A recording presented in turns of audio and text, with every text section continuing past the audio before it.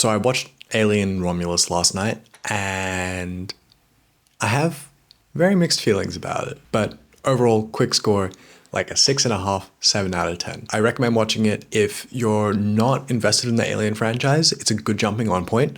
And if you are invested in the Alien franchise, you're probably gonna want to keep watching because it's complicated. Okay, so if you've been here before, we got the notes. I didn't take notes in a theater because I feel like that would be kind of rude. And I was with friends and I wanted to enjoy it.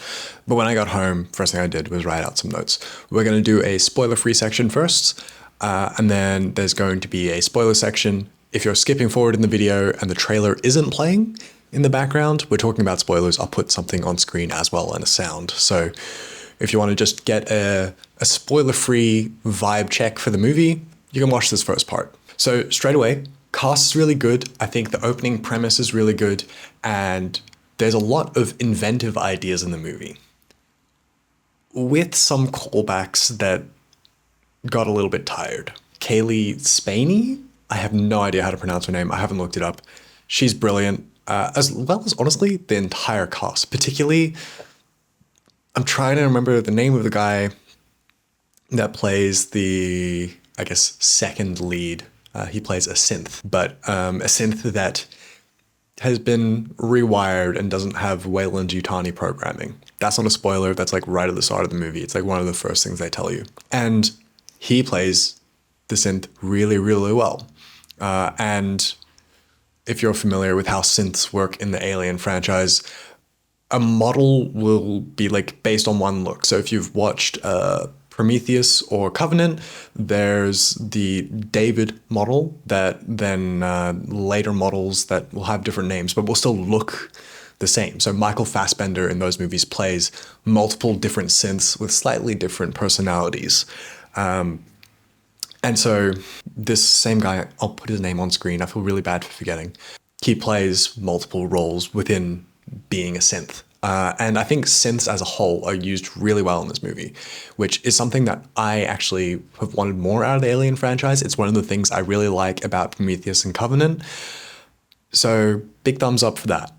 So those two are exceptionally good, but the entire cast is quite good. I like everyone in this. I mean, there are definitely unlikable characters, but by design and not because they're bad actors, everyone did an exceptional job. As expected, exceptional set design. And one thing that I really like that I feel like we haven't done in a while in the Alien franchise is having that contrast between, you know, the sleek, really polished technology of the high-end Weyland-Yutani stuff, and then we start on like a mining colony, and the very grungy, much more like the original Alien, where you can tell the ship is kind of cobbled together out of bits and pieces. I like having that contrast. And to me, I think that plays into the poverty part of the story really well, really emphasizes that that contrast and that poverty that they're trying to break out of. Again, this is like right at the start of the movie. They're trying to escape the mining colony. So set design, exceptional. One thing I will say that the original Alien still does better, which to be fair, I think everyone's going to agree with this. The original Alien is still the better movie. It's kind of hard to top, but one thing in particular that I think that does better, even though I would say the set design for this is up there with Alien and Aliens and Prometheus. Covenant, but anyway, that's not the point. But in the original Alien, to really like sell that feeling of you're in this ship with like lots of bits of technology that are, you know, buzzing and beeping. You've got that electronic hum in the background. So there's a lot of sound design that goes into making all the buttons and switches and CRT displays and stuff feel really tactile. And there's a layer of that missing in this movie. Overall, I think the sound design is still good, but it's not as good as it's been in other Alien movies. Music overall, I think, was nothing special. To be fair, I think a lot of the music in the Alien franchise has been nothing special, so that's not a major criticism in my books. It was fine. It served its purpose. But yeah, so going back to the starting premise where they start off on this little mining colony planet, and it's like super polluted, super dark and gritty, and in like one of the first title cards where it's giving you like a little bit of information, so like name of the planet, population, primary industry, and then one of the last bits of information it gives you is hours of sunlight per cycle, which would be like per year, and a big zero, which I think really, really sells that sense of oppression. And again, this is very early in the movie, when there's a couple of people that go on a spaceship and they get to see the sun for the first time because they were born on this mining colony.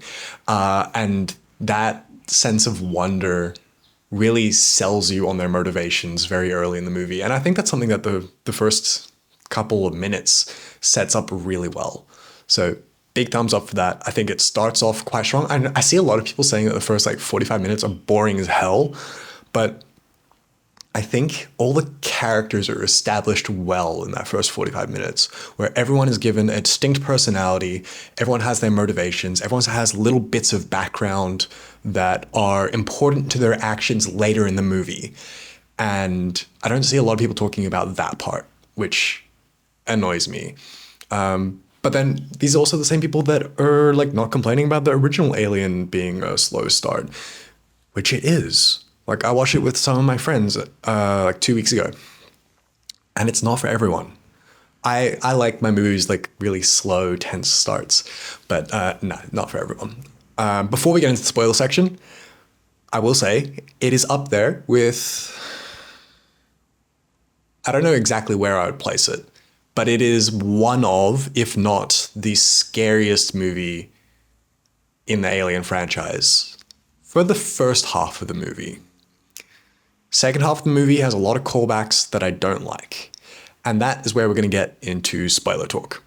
So, big spoiler warning here. I'll put some alarm sound or something and we're going to stop playing the trailer. Okay, so spoilers. You have been warned. Last call. I did say that I really like the use of synths in this movie, except for one. And they brought back Ian Holm, who plays Ash in the original Alien, to play Rook. But like same model. Like I was saying about synths earlier, they have a base model that they're all based off of. They get different names, but it's functionally the same android. So did a little bit of digging to see what the deal with it was and like how the whole process was. What they had done was they'd got an animatronic not animatronic, but a face casting of Ian Holm from Lord of the Rings. So that would have been made in the late 90s, early 2000s. And then use that to make an animatronic synth where his face moves and stuff. And they did that in the original Alien for some shots where, like when he gets his head ripped off. But then for most of the shots where he's actually talking, it's, a bit of set dressing and then a table with a hole cut through it. And then Ian Holmes just got like his head popping through the table, right? But for this, they've created an animatronic out of that face mold and then used what to me looks like very obvious deepfake tech. So something that I messed around with in university, I had shot a bunch of interviews with my friends for one of the projects we were working on, for like behind the scenes stuff. And just out of curiosity, I downloaded these like early deepfake models and I was like, oh, can I put this friend's face on Robert Downey Jr. And vice versa, right? Just like playing around with it. And something that those models were very obvious with were the eyes. The eyes are like lifeless. They don't quite look right. They look copy pasted on. They don't have the same sort of depth that like me looking at camera now. I don't know how well, because my camera might be focusing on my monitor and not my face. But when you look at someone on camera, their eyes have more depth than these machine learning models can really replicate. And I'm going to say the same thing that I have said in the past about in The Mandalorian, where they brought back Luke, but then did like the weird face stuff on him to make him look younger, but it wasn't Mark Hamill playing Luke on set. It was a guy that looks fucking identical to young Mark Hamill. So like, why did we do all this CG stuff when you have an actor that just looks like him? That brings me to my next question. Why did we not, A, just cast someone that looks like Ian Holm, or B, cast someone there has been a synth in the franchise already. Or see, you can just make it another synth. Now, I get that like using an existing synth from the franchise is a bit of shorthand, right? You have to do less explaining because people are like, oh yeah, I get it. But really not a fan of it. Ian Holmes' wife and children were all consulted and they all approved it. So on the ethical side, I don't think I'm allowed to argue against them signing off on it, right? If they're okay with it, then I don't think ethically I can have an argument against this specific case.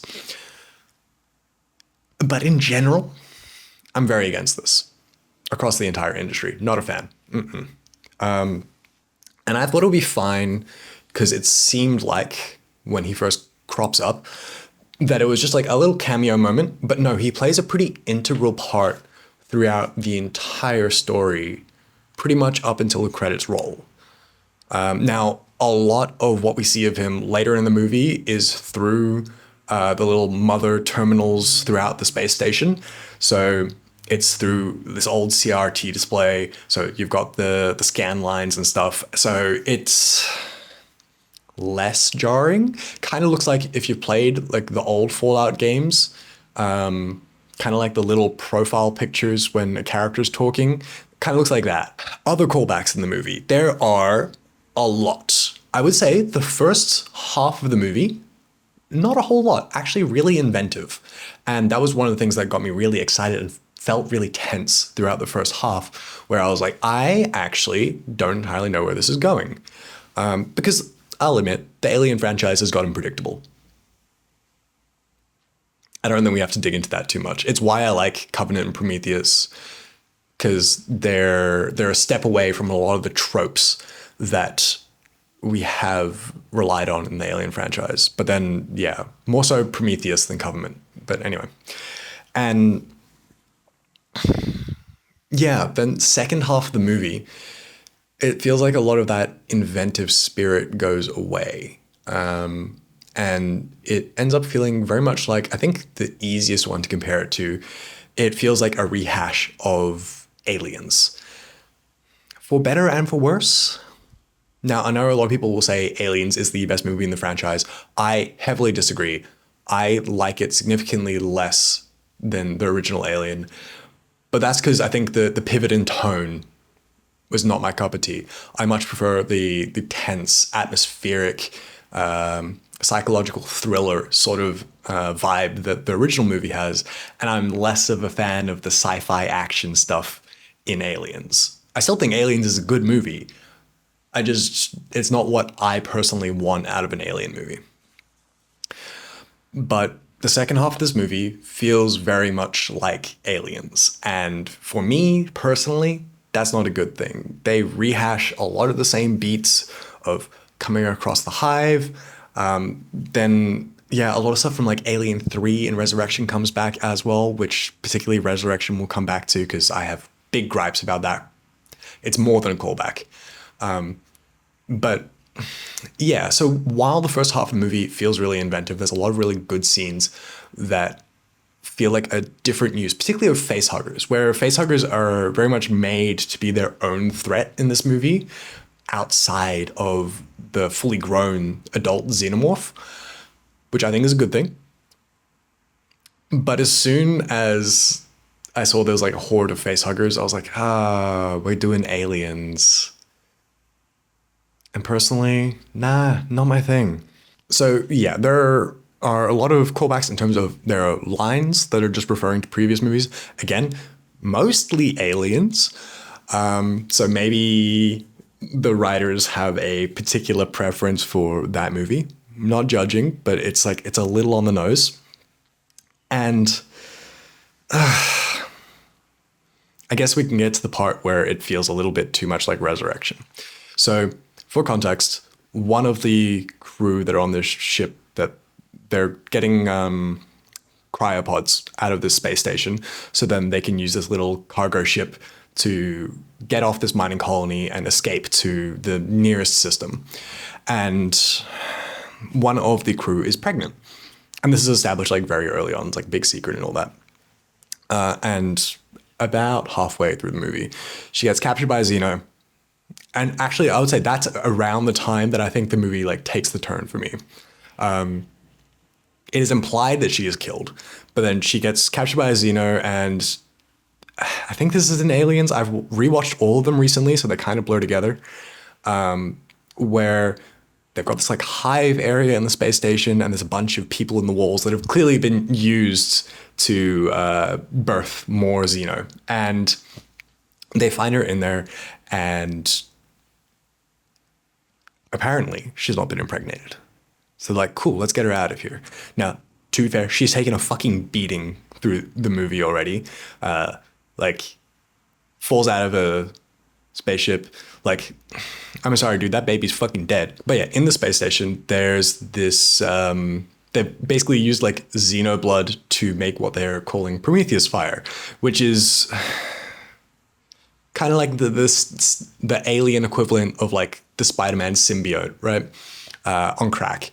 And it does what you would imagine it to do. The test subjects are shown to have basically been dead. And then when the scientists inject this substance, whatever the fuck it is, basically resuscitate them.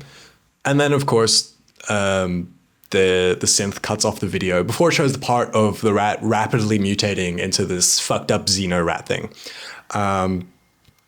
So this lady's trying to make her way back to the ship while our main character, Rain, is coming back to save one of the other characters.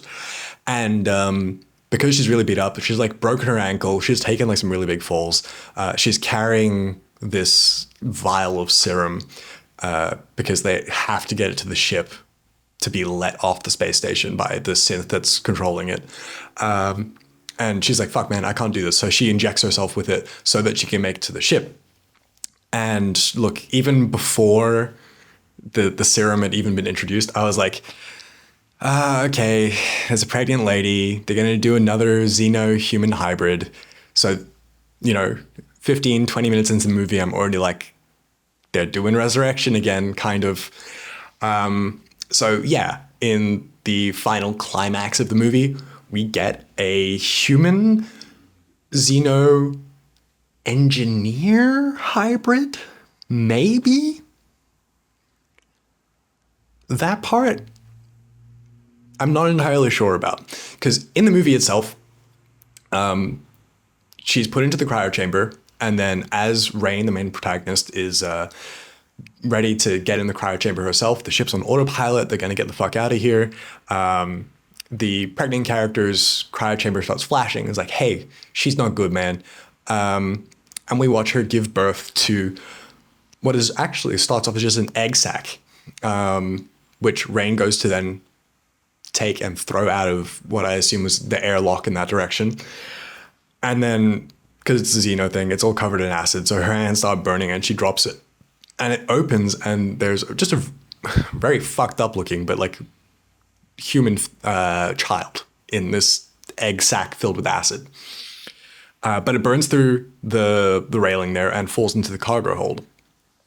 And that kind of connects to one thing I don't like at this movie is that all the everything happens a lot faster than the other Alien movies, but we'll get to that. But yeah, so then she goes down to the cargo hold to try and get it, and the child's not in this egg sac anymore. And it's grown into this skeletal, grotesque, really pale, kind of Slenderman-y sort of thing. I'm sure I can find something in like Outlast that looks very similar. But it was really disturbing. Big thumbs up for the design of what on the wiki seems to be referred to as the offspring. I don't know if that's official or not, but the offspring is what we're going to call it. And fucking brilliant design, really terrifying, really disgusting. Really got under my skin, so thumbs up for that, because I feel like I haven't had a movie do that for a while. But given that there's no reference to engineers anywhere else in the movie, and aside from the discussion of Prometheus fire and Weyland Yutani synthesizing what seems to be the black goo from Prometheus and Covenant, which I have mixed feelings about, it's not super clear if it's engineer juice or xeno juice and it's just a pale, fucked up human. In interviews, it was either Ridley Scott or Fede Alvarez, the director, or Ridley Scott's the producer and executive producer on this, I think. But he's clearly had a hand in controlling some things. One of those two have said that, yes, it was meant to resemble an engineer somewhat. And I have mixed feelings about that. I think that might go into a separate video just talking about the black goo and how Prometheus and Covenant have kind of messed up parts of the alien lore. Though also, like, I've been doing a lot more reading and rewatching when I've been going back through. The lore is fucked anyway. Like, I'm sorry, purists that think Prometheus ruined everything. No, your franchise is a mess already. Prometheus doesn't help, but it was a mess before that. Anyway, I think that design's really good. And it was nice to feel, I think it felt refreshing because it was right at the end of the movie. And we'd had a bunch of callbacks already, but I was like, okay, yeah, cool. So we're doing Resurrection again with another really uncomfortable, fucked up design. But I'll admit, it looks really good. It got under my skin. It was spooky. But it's kind of killed as the same methodology, which, to be fair, okay, this is a trope in the Alien franchise as a whole, as blasting the motherfucker out into space using a vacuum, which I'll come back to that in a second. I'm going to write that down because that was something that annoyed me in theaters and I want to talk about it. But yeah, so like the original Alien, we blast the Xeno out into the vacuum of space. Alien Resurrection, we kill I don't think there's an official name for it in the movie itself. There's probably something on the wiki, but the really fucked up human Xeno hybrid. And that also gets torn into the vacuum of space. And then this Xeno human hybrid also gets torn into the vacuum of space. While the design itself felt reinvented and the way that it interacted and moved felt different, yeah, no, it definitely felt like a bit of a rehash. So when I've seen a lot of people on Twitter saying it feels like a greatest hits compilation of the Alien franchise, I don't disagree with that. I don't think it's an entirely fair criticism, and I don't think it sums up the movie as a whole. I think it is more inventive than it is iterative. But a lot of the rehashed stuff did get under my skin because there's a lot of it in the second half. I think if it was more evenly spread out, I think it would bother me less. But the fact that the second half of the movie has more of it bothers me more. But yes, so as mentioned, the vacuum of space is a murder weapon of choice throughout the Alien franchise. And there's a really good section towards the end of the movie, I'd say like start of the third act, where they've got these plasma rifles from the lab that they've got the serum from. And the synthesis with them is like, yes, you can use them to deter the Xeno, but we're on the very bottom floor of the space station. So if you get a single drop of Xeno blood, it's going to melt through the hull and then breach into space, and then the whole thing is going to collapse because now you've broken the hull and vacuum and all that. And I think that was an interesting stipulation, and they quite creatively got around it. So one of my favorite scenes in this movie is they're trapped in this corner where they've come out one way and they've gone through the hive and they're trying to get back. But all the doors are locked now. And for other reasons that I'm not going to spoil, because I think that's actually a good part of the movie that I don't want to spoil for anyone, even if you're watching the spoiler section. They're cornered and there's a whole hive of Xeno coming out. And early in the movie, it's established that the artificial gravity isn't always running because the station has been decommissioned. And so they're like, oh, we can turn off the gravity, so then the Xeno blood isn't gonna drop through and burn through the hull. And so we can shoot a bunch of Xeno. Now, that's one of the things I don't like about Aliens, is that they turn the Xeno into kind of squishy space bugs, and that's not the way I like them being depicted. I think that's a lot less interesting. But that's what they do here. And she empties a magazine into a bunch of Xeno, and there's acid blood like all around. And so then as they're trying to like get back towards the elevator, in zero gravity, they've got to use like they use the recoil of the gun to like push them away from the acid and like grab onto railing and stuff. I thought that was really cool. That was really inventive.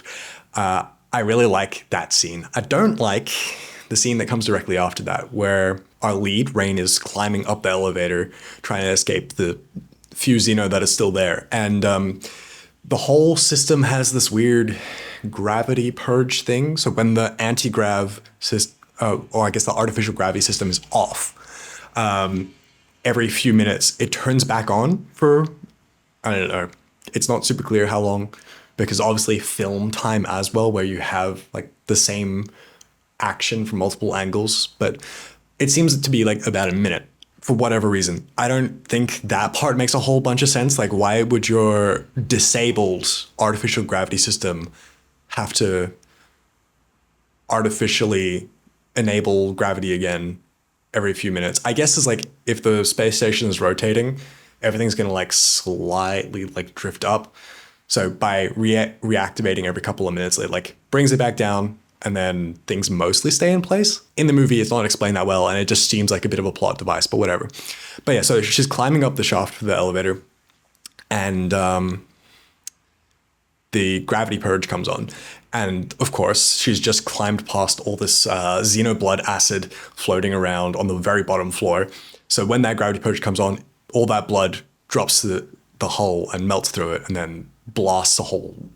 And then we have the vacuum sucking out a bunch of Xeno, as well as the elevator that's at the top of the shaft, and that starts coming down. But that's because of the gravity turning on, not because of the vacuum. So then the elevator comes down past her, because she's like in the maintenance shaft part of it, and kills a bunch of Xeno that have been climbing up, as well as like plugging the vacuum at the bottom, which I was like, okay, sure, I can suspend my disbelief for this. But then there's one Xeno that doesn't get caught by it, nearly kills her, and then her synth buddy has grabbed a gun and basically like used the recoil of, he jumps down and like knocks the Xeno down and starts blasting the shit out of it. On top of the elevator that's now like holding up the vacuum. So he's like, again, emptied an entire clip into the Xeno. But then the Xenoblood isn't melting through the elevator carriage, which would then reopen the vacuum. And I was like, if you had done like these two things 20 minutes apart, I think I could have overlooked that hole in logic. But the fact that these things happen right after each other makes it really glaring. So that was a little like, come on, really?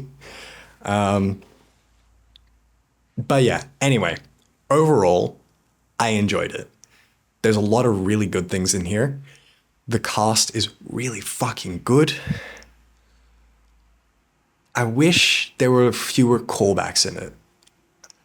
And that just seems to be, I don't want to blame it on a Disney thing, but you look at how many various Disney properties are doing that, and it's like, oh, is it a Disney thing? It seems like it. A couple other quick thoughts, because I finished recording and then I packed everything up and then I had a couple more ideas. One thing about the various rehashings that I was complaining about is like, where is the line between something being a rehash, a bad copy, versus a tribute? I don't have an answer for that. Just a question that I think is probably important to put into that discussion, because some of them could be interpreted as a tribute. To me, none of them really felt like it. But I think that one's going to be subjective.